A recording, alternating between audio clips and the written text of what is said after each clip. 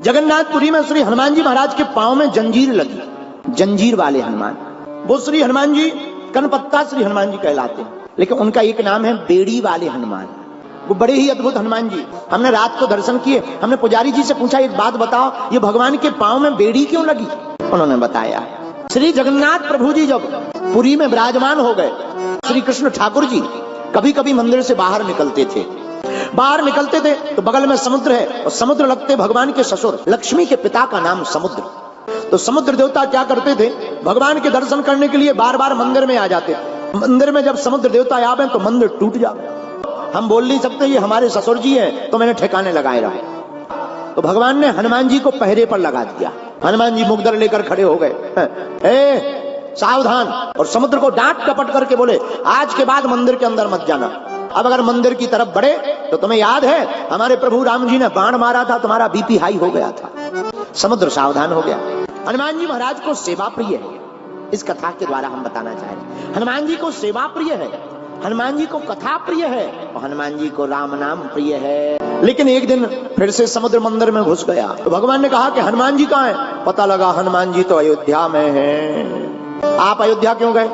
हमें प्रिय लड्डू है। बोले आपके यहाँ एकदम महाप्रसाद चावल खवाया जा रहा, चावल में हमारा पेट नहीं भरता, इसलिए प्रभु क्षमा करो हम यहाँ नहीं रह पाएंगे। भगवान ठाकुर जी श्री जगन्नाथ जी बोले नहीं, ऐसा नहीं होगा, आप अयोध्या नहीं जाएंगे। आप अयोध्या जाते हैं, यहाँ मंदिर में समुद्र आ जाता है, आप यहीं पर खड़े रहो, हम तुम्हें एक लड्डू का थाल देते हैं, ये लड्डू कभी खत्म नहीं होंगे, जब मन हुआ करे तब पा लिया करो।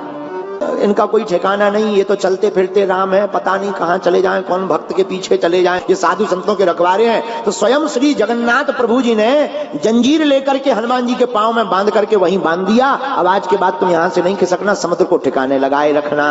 हम लोगों को भी संकट से बचना हो, हनुमान जी का ध्यान करने वाला संकट से भी मुक्त हो जाता है। संकट से बचाने वाले वीर बजरंगबली साधारण थोड़ी है, लेकिन हनुमान जी महाराज की कृपा तब मिलेगी जो हनुमान जी को प्रिय है वो तुम करोगे। हनुमान जी को प्रिय क्या है? प्रभु की कथा प्रिय। हनुमान जी महाराज राम नाम से ही प्राप्त होते, और हनुमान जी महाराज संकट से छुड़ाने वाले।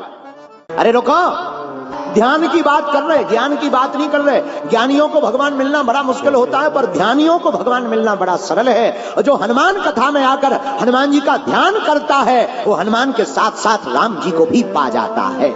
तो जो श्री बेड़ी वाले हनुमान जी का मंदिर है, उनके हाथ में लड्डुओं का थाल आज भी है मूर्ति में। कल रात को जब हम समुद्र के किनारे बैठे हनुमान चालीसा गा रहे थे, और सच माने बिल्कुल आंखों देखी घटना बता रहे, और आपसे झूठ क्या बोलेंगे। एक हमारे शिष्य कटक के, उन्होंने कहा गुरुजी आप यहाँ रेती में राम लिख दो, समुद्र देवता अपने आप आकर के उसको मिटा जाए। नजदीक में तो चाहे जो कोई मिटा जाएगा। हमने बहुत दूरी पर राम लिखा, और राम लिख करके हनुमान चालीसा पढ़ा।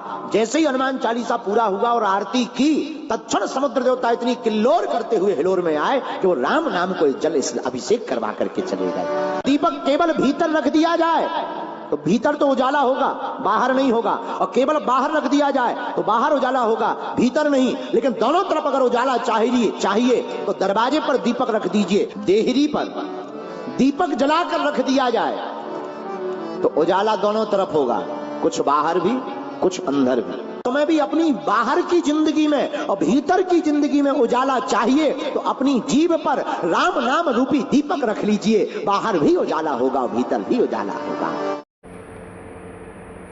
नमस्कार। अच्छा, आप लोग एक बात बताइए, हम लोग सनातन से जुड़े हुए हैं,